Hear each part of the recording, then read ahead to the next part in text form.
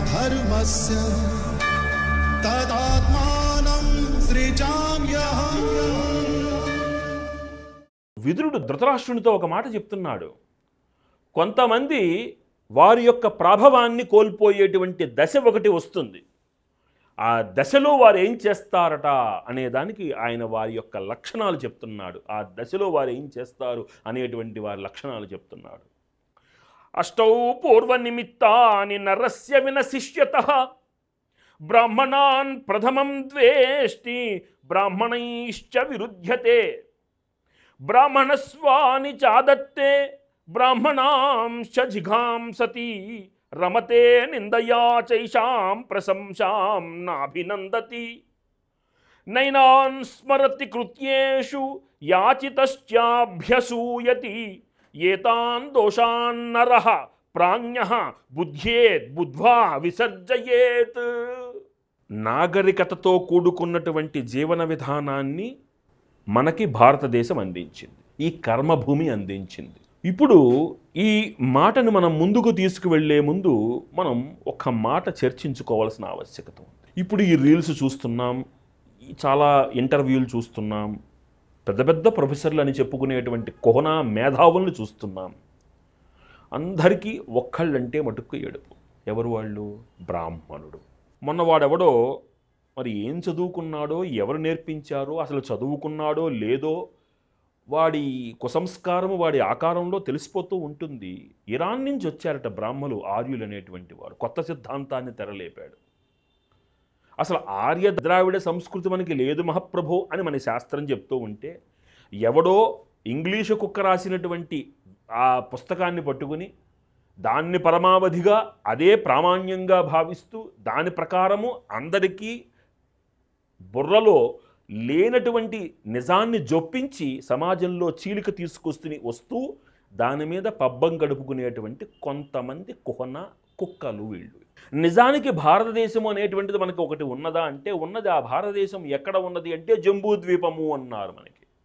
ఆ జంబూద్వీపం మనము భారతదేశ పరిధి ఎంతవరకు ఉంది అంటే ఆనాటి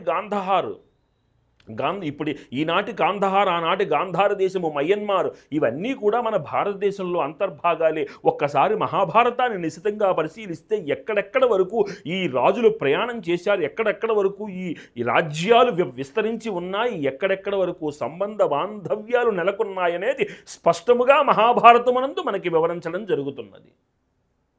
అట్లే ఇప్పుడు చూస్తున్న లంకను దాటి ఇంకొకటి లంక ఉన్నది. అది ఈ కాలక్రమేణా కుంచుకుపోయి ఇప్పుడున్నటువంటి లంకగా అది జరిగింది. మనం జాగ్రత్తగా పరిశీలిస్తే విశాలమైన ద్వీపము శ్రీలంక ఇప్పుడు కాలక్రమేణా అది కాలంతో పాటుగా తరిగి వచ్చిందన్న నిజం కూడా మనకు అర్థమవుతుంది. ఇరాన్ నుంచి బ్రాహ్మణులు రావడం, వాళ్ళు తెల్లగా ఉంటారు, మేము నల్లగా ఉంటాం, ఈ వేదాలన్నీ వింటూ ఉంటే అసలు వీళ్లకు చదువు చెప్పిన ఆ వెధవై అవ్వడా అని అనిపిస్తూ ఉంటుంది నాకు. వాడే పుస్తకం చదువుకున్నాడు, అసలు వాడి తల్లిదండ్రులు వాడికే సంస్కారం నేర్పించారు, వాడు ఏ సంస్కారహీనుడు ఈ సమాజంలో ఈ విషవ్యాప్తి చేస్తున్నాడు అనేది కొంచెం నాకు అంతుపట్టని అంశంగానే మిగిలిపోతుంది. నాకు నీకున్నటువంటి తెలివితేటలు నీ ఉనికిని నిలబెట్టుకునేందుకు దోహదపడాలి. నీ ఉనికిని నిలబెట్టుకునేటందుకు నువ్వు ఎప్పుడైతే పక్కవాడిని చూసి ఈర్ష్య చెందుతావో నీవు నాశనం అవుతావు అని పై శ్లోకంలోనే చెప్పాడు. నిజానికి మీరు నిశితంగా పరిశీలిస్తే క్రీస్తు పూర్వము మనకి చాణుక్యుల కాలం నుంచి మనం ఒకసారి మన రాజ్య పరిపాలనా విధానాన్ని గమనిస్తే బ్రాహ్మణుడు ఎక్కడా రాజ్య పరిపాలన చెయ్యలేదు, కానీ బ్రాహ్మణుడి ద్వారా రాజ్యము సుభిక్షంగా వర్ధిల్లింది అన్న నిజం మనకు అర్థమవుతుంది. ప్రాంతీయ దురాచారాలనికి ధర్మానికి అంటగట్టి దానిని సనాతన ధర్మం మీద దాడిగా చూపించేటువంటి కోహనా మేధావులు ఆయా చిత్తు పుస్తకాలలో ఉన్నటువంటి వాటిని మటుకు బయటపెట్టే సాహసం చేయరు. ఎందుకంటే అది వారికి తిండి పెడుతుంది. ఇలా మన సనాతన ధర్మాన్ని దూషించటం వలన వాళ్ళకి డబ్బులు వస్తాయి కాబట్టి వాడు ఆ చిత్తు పుస్తకాలను బయటికి తీయడవాడు. మన ధర్మం ఎప్పుడూ పక్కవాడిని ఎప్పుడూ చూసి ఆడవలేదు. మన ధర్మం ఎప్పుడూ అందరూ బాగుండాలని కోరుకుంది. కాబట్టే ఇంతమంది దొండగులు, మొఘలాయి సామ్రాజ్యపు దొండగులు మన భారతదేశం మీద దండు ఎత్తి వచ్చి మన సామ్రాజ్యాన్ని, మన యొక్క సంపదని దోచుకుని వెళ్ళగలిగారు. వాళ్ళని నిందించడం మానేసి అలాంటి వెధవల్ని మనం తిడుతూ ఉంటే వీళ్లల్లో పౌరుషాలు వస్తాయి. అదేమిటో అర్థం కాదు నాకు. దేశభక్తి ఎక్కడికి పోయిందో నాకు అర్థం కాదు.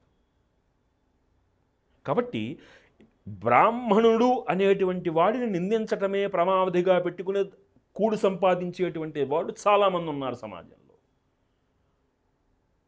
వాళ్ళందరికీ వాడే దిక్కు అవుతున్నాడు, బ్రాహ్మడే దిక్కు అవుతున్నాడు, తెలియట్లేదు వాళ్ళకి. వాడికి ఆహారం పెడుతున్నాడు, తిట్లు తింటూ ఆహారం పెడుతున్నాడు వాడికి. అది బ్రాహ్మడి గొప్పతనం. అది వాడి పేరు స్మరించకుండా, వాడిని తిట్టకుండా రోజు వెళ్ళదు వాడికి. ఎందుకని? వాడు తిడితే 10 రూపాయలు పడేస్తారు వాడి మొహం మీద. పోనీ అది కూడా వాడు బ్రాహ్మడు సంతోషించే విషయమే, గుర్తుపెట్టుకోవాలి.